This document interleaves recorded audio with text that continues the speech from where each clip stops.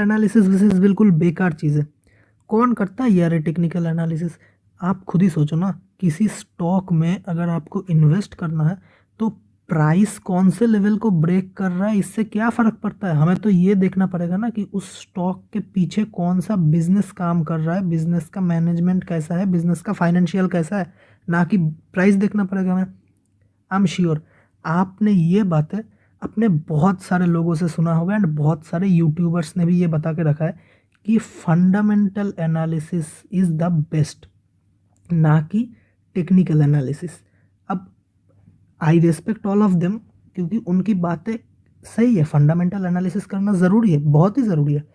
लेकिन कुछ लोग आपको ऐसे भी बोलते मिल जाएंगे कि यार फंडामेंटल एनालिसिस से क्या होगा, आपको टेक्निकल आना चाहिए, कौन सा स्टॉक का कौन सा पॉइंट रेजिस्टेंस है, कौन सा पॉइंट सपोर्ट है, अगर आपको यही पता नहीं चलेगा तो आपको सही टाइम पे एंट्री कैसे मिलेगा, ये कैसे होगा, वो कैसे होगा। तो आज हम बिल्कुल न्यूट्रल रह के बात करेंगे कि ये फंडामेंटल एनालिसिस बेस्ट है या फिर ये टेक्निकल एनालिसिस बेस्ट है, आखिर इन दोनों में फ़र्क होता क्या है और हमें कौन सा यूज़ करना चाहिए। तो एवरीथिंग इन दिस वीडियो, तो वीडियो को एंड तक ज़रूर देखना। टेक्निकल एनालिसिस, ये ऐसे दो वर्ड्स है जिसे सुनने के बाद कुछ लोग आपको ऐसे रिएक्ट करते मिल जाएंगे जैसे वॉरेन बफेट ने इलॉन मस्क का नाम सुन लिया हो एंड बाहुबली ने भल्लाल देव का नाम सुन लिया हो। तो जोक्स अपार्ट, तो ये टेक्निकल एनालिसिस है क्या चीज़, ये काम कैसे करता है एंड हमें इसकी ज़रूरत as a investor and as a trader क्यों ज़रूरत है, इसका पर्पस क्या है। तो कुछ लोग जो सोचते हैं ना कि टेक्निकल एनालिसिस से आप ऐसे स्टॉक ढूंढ पाओगे जो आपको रातों रात करोड़पति बना देगा, तो आप गलत हो। टेक्निकल एनालिसिस से आप ऐसे स्टॉक ढूंढ पाओगे जो अभी 100 के लेवल पे चल रहा है लेकिन वो एक महीने बाद आपको 200 के लेवल पे दिख जाएगा, आपको 100% का रिटर्न मिल जाएगा। ये सब गलत बात है, टेक्निकल एनालिसिस का ये काम है ही नहीं।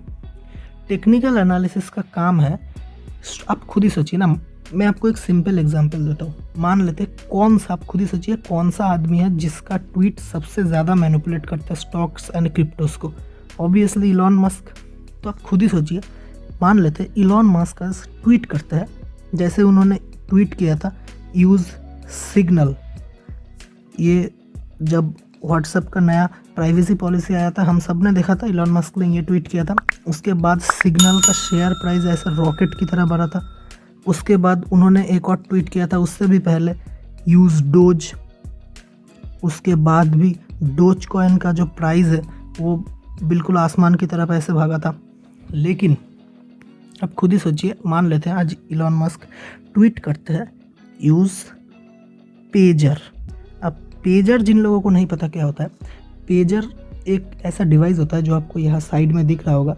पेजर एक ऐसा डिवाइस है जो फ़ोन से पहले हुआ करता था, उसमें सिर्फ आपको मैसेजेस मिलते थे, ना कि आप बात कर सकते थे, सिर्फ आपको मैसेजेस मिलते थे कि आपको क्या करना है, कहाँ जाना है। मान लेते हैं कोई आपका फैमिली मेम्बर आपको मैसेज भेज रहा है कि मैं यहाँ आ चुका हूँ, आप आ जाओ, तो वो अगर इलॉन मस्क का ट्वीट करते यूज़ पेजर।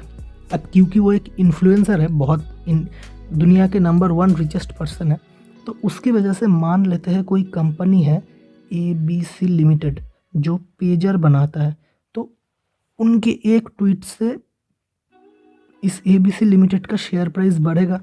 एंड मान लेते हैं ये है ABC लिमिटेड का शेयर प्राइस का चार्ट। अब पेजर आज के दिन में कौन यूज़ करता है? कोई नहीं यूज़ करता। तो वो ऐसे ऐसे ऐसे ऐसे ऐसे ऐसे चल रहा है। मान लेते जब से फ़ोन आया था, इस लेवल पे फ़ोन आया था, तब से ऐसे ऐसे कंसोलिडेट हो रहा है या फिर नीचे आ रहा है, ऐसा कुछ हो रहा है। जैसे ही इलॉन मस्क का ट्वीट आया, ये यहाँ पे इसका रेजिस्टेंस है, इसके ऊपर नहीं जा पा रहा। जैसे ही इलॉन मस्क का ट्वीट आया, ये टेम्पोररी ये हो गया, लोगों को लगा कि अब तो लोग पेजर यूज़ करेंगे। लेकिन आप खुद ही सोचिए कि इलॉन मस्क जो लिखेंगे यूज़ पेजर, जिसमें ट्वीट करेंगे उसके नीचे ही लिखा होगा ट्विटर फॉर आईफोन। तो वो खुद ही आईफोन यूज़ कर रहा है और वो लिख रहा है यूज़ पेजर। तो इसकी वजह से टेम्पररी एक मोमेंटम तो ज़रूर आएगा। किसी अगर हालांकि आज कोई पेजर का कंपनी नहीं है, फिर भी अगर होता तो उसमें एक टेम्पररी मोमेंटम आता। अब यहाँ पे कुछ लोग बोलेंगे कि यार टेक्निकल एनालिसिस के हिसाब से यहाँ पे ब्रेकआउट आया है। आप खुद ही सोचिए, आप यहाँ पे बाई करेंगे? आप खुद पेजर यूज़ करेंगे? नहीं करेंगे। तो आप यहाँ पे स्टॉक को क्यों बाई करेंगे? सिर्फ टेक्निकल सिग्नल मिल रहा है इसलिए? नहीं, आपको बाई यहाँ पे नहीं करना है। इसी जगह पे काम आता है हमारा फंडामेंटल एनालिसिस। फंडामेंटल एनालिसिस क्या करता है? कंपनी का मैनेजमेंट स्ट्रॉन्ग है या नहीं, ये हमें बताता है। क्योंकि अगर कंपनी का मैनेजमेंट स्ट्रॉन्ग नहीं होगा तो क्या पता कल को कंपनी का मैनेजमेंट विजय माल्या निकले, है ना? हो भी सकता है विजय माल्या निकले। कंपनी का अगर फाइनेंशियल्स स्ट्रॉन्ग नहीं होगा, अगर बैलेंस शीट स्ट्रॉन्ग नहीं होगा, तो क्या पता कंपनी वीडियोकॉन निकले, है ना? या फिर अगर कंपनी में कोई ऑपरेटर घुसा हुआ है, क्या पता वो कंपनी एसीसी निकले। हर्षद मेहता घुसा हुआ है, मॉडर्न हर्षद मेहता आज के दुनिया का। तो ऐसा हो सकता है। इसीलिए हमें फंडामेंटल एनालिसिस करके मैनेजमेंट एनालिसिस करना पड़ेगा, उसका प्रॉफिट एंड लॉस देखना पड़ेगा। हमें देखना पड़ेगा कंपनी का प्रॉफिट दिन ब दिन बढ़ रहा है या फिर नहीं। हमें देखना पड़ेगा कंपनी के पास इन फ्यूचर ग्रोथ का अपॉर्चुनिटी है या नहीं। मतलब कंपनी ऐसा कौन सा प्रोडक्ट बनाता है जो आज से 50 से 100 साल बाद भी चलता रहेगा। कंपनी को कोई प्रॉब्लम नहीं होगा अपने इस प्रोडक्ट को चलाने में। कंपनी उस सेगमेंट में मार्केट लीडर है या नहीं, ये सब हमें देखना पड़ेगा। ये करना हमें फंडामेंटल एनालिसिस के थ्रू करना पड़ेगा, जिससे हमें पता चलेगा कि हमें किस स्टॉक में अपना पैसा इन्वेस्ट करना है। ये हमें फंडामेंटल एनालिसिस बताएगा। ये हमें टेक्निकल एनालिसिस कभी भी बता ही नहीं सकता, क्योंकि टेक्निकल एनालिसिस बना ही नहीं है। इसलिए तो टेक्निकल एनालिसिस बना किस लिए है, हम देखते हैं टेक्निकल एनालिसिस बना किस लिए है। तो मान लेते हैं आपने कोई शेयर ढूंढा है XYZ, जो आपको फंडामेंटल एनालिसिस के हिसाब से लगता है इस कंपनी ये किसी भी सेगमेंट में मार्केट लीडर है, इसका प्रॉफिट एंड लॉस बहुत ही अच्छा है, हर साल इसका प्रॉफिट 20% के रेट से ग्रो होता है, जो कि एक बहुत ही अच्छा नंबर है। अब मान लेते हैं उस कंपनी का शेयर प्राइस यहाँ पे ऐसे ऐसे मूव हो रहा है, तो यहाँ पे आपको देखना पड़ेगा कि आपको एंट्री कहाँ पे लेना है। यहाँ पे इसका रेजिस्टेंस है ये वाला पॉइंट, और इसका सपोर्ट है ये वाला पॉइंट।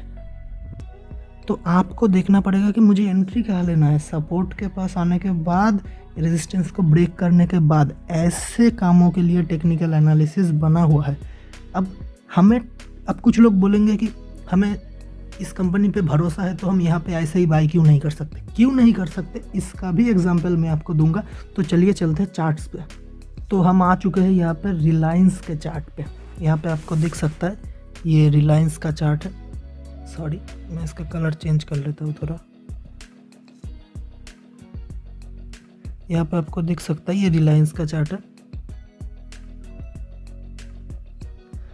तो रिलायंस के चार्ट पे आपको एक चीज़ यहाँ पे दिख रहा होगा, ये कौन सा टाइम है, ये है जनवरी 2008। यहाँ पे रिलायंस ने अपना एक हाई बनाया, राइट। उसके बाद रिलायंस ने यहाँ पे एक करेक्शन लिया इस लेवल पे, जो कि है दिसंबर 1 दिसंबर।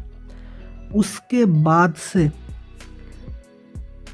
2009, 2010, 2011, 2012, 13, 14, 15, 16, इवन 17 में जाके रिलायंस ने अपना 7 साल पुराना रेजिस्टेंस को ब्रेक किया। अब इस 7 सालों में रिलायंस इंडस्ट्रीज का अगर आप प्रॉफिट एंड लॉस स्टेटमेंट देखेंगे तो वो कंटिन्यूअसली अपसाइड है। यानी कि मान लेते हैं किसी साल 18,000 करोड़, उसके बाद 20,000 करोड़, उसके बाद 30,000 करोड़, ऐसे करते करते बढ़ता ही गया है रिलायंस इंडस्ट्रीज़ का। लेकिन उसका शेयर प्राइस नहीं बढ़ा है। क्यों नहीं बढ़ा है? कंपनी का तो प्रॉफिट बढ़ रहा है। कंपनी का क्या फ्यूचर नहीं है? फ्यूचर भी है। कंपनी का मैनेजमेंट स्ट्रांग है। अबे अंबानी पे शक करोगे, मैनेजमेंट तो बहुत ही स्ट्रांग है। तो इतना स्ट्रॉन्ग, सब कुछ अच्छा, फंडामेंटली ये स्टॉक AA रेटेड होना चाहिए या फिर AAA रेटेड होना चाहिए। तो ऐसे स्टॉक का स्टॉक प्राइस बढ़ा ही नहीं, यहाँ पे 7 सालों तक एक रेंज में फंसा रहा। तो आपने अगर इस पॉइंट पे, सबसे लोएस्ट पॉइंट पे भी इन्वेस्ट किया होता तो 7 साल बाद आपको कितना रिटर्न मिलता, आप खुद ही सोचिए ना, कितना रिटर्न मिलता आपको। उससे अच्छा तो आप FD में ही रख लेते।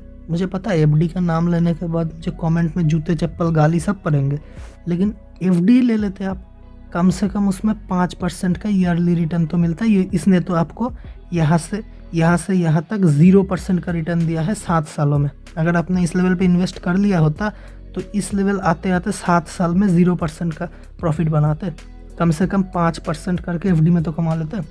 इसीलिए टेक्निकल एनालिसिस ज़रूरी है। और सिर्फ रिलायंस ही एक अकेला स्टॉक नहीं है, हम कोई और स्टॉक देख लेते हैं ना, HUL देख लेते हैं।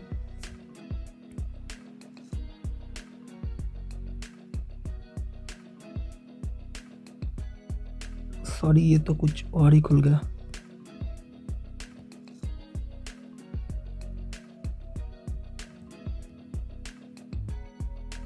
ये हिंदुस्तान यूनिलीवर, यहाँ पे अगर हम HUL देखेंगे तो HUL में भी आपको सेम चीज़ दिखेगा। एक सेकंड, ओके, तो HUL में भी आपको सेम चीज़ दिखेगा। यहाँ पे 2006 में यहाँ पे कंपनी ने एक हाई बनाया, उसके बाद से कंटिन्यूसली कंपनी ने 2011 तक यहाँ पे बिल्कुल भी कोई ग्रोथ नहीं दिखाया। यहाँ से इस लेवल पे 2006, उससे पहले ये तो हाई था, ये शायद 2000 था। 2000 से 2011 11 सालों तक कंपनी ने, अगर आपने इस लेवल पे इन्वेस्ट कर लिया होता तो इस लेवल आते आते आपके अंदर 11 साल में 0% का रिटर्न, आपके अंदर इतना पेशेंस बचता कि आप हिंदुस्तान यूनिलीवर को पकड़ के रखते। लेकिन क्या ये कंपनी मार्केट लीडर नहीं है? बिल्कुल है। क्या इस कंपनी का मैनेजमेंट स्ट्रांग नहीं है? बिल्कुल है। कंपनी का प्रॉफिट नहीं बढ़ रहा था? बिल्कुल बढ़ रहा था, अच्छे से बढ़ रहा था। FMCG प्रोडक्ट बनाता है कंपनी का, फ्यूचर में कितना भी टेक्नोलॉजी आता है, बिस्किट की जगह हम रोबोट के हाथ तो नहीं चबाएंगे ना। तो कंपनी का सब कुछ सही था, लेकिन कंपनी ने टेक्निकली आपको सिग्नल नहीं दिया था इसमें घुसने के लिए, प्राइस ने। तो ऐसे कामों के लिए बहुत सारे एग्जाम्पल है। फॉरेन स्टॉक्स में अगर हम देखेंगे तो यहाँ पे माइक्रोसॉफ्ट भी आपको दिखेगा, जो 7 सालों तक कोई भी 0 रिटर्न, लेकिन उसके बाद जब उसने अपने लेवल को ब्रेक किया, ऐसा रैली दिखाया। तो आपको समझना पड़ेगा कि फंडामेंटल एनालिसिस आपको बताता है कि आपको कौन सा स्टॉक ढूंढना है, कौन से स्टॉक में आपको इन्वेस्ट करना है। एंड टेक्निकल एनालिसिस आपको बताता है कि आपको किस टाइम पे उस स्टॉक में एंटर करना है, ताकि आपका प्रॉफिट मैक्सिमाइज हो अकॉर्डिंग टू टाइम। अगर वीडियो पसंद आया तो वीडियो को लाइक करना मत भूलना। मैं मिलता हूँ आपको नेक्स्ट एपिसोड में, तब तक के लिए थैंक्स फॉर वॉचिंग।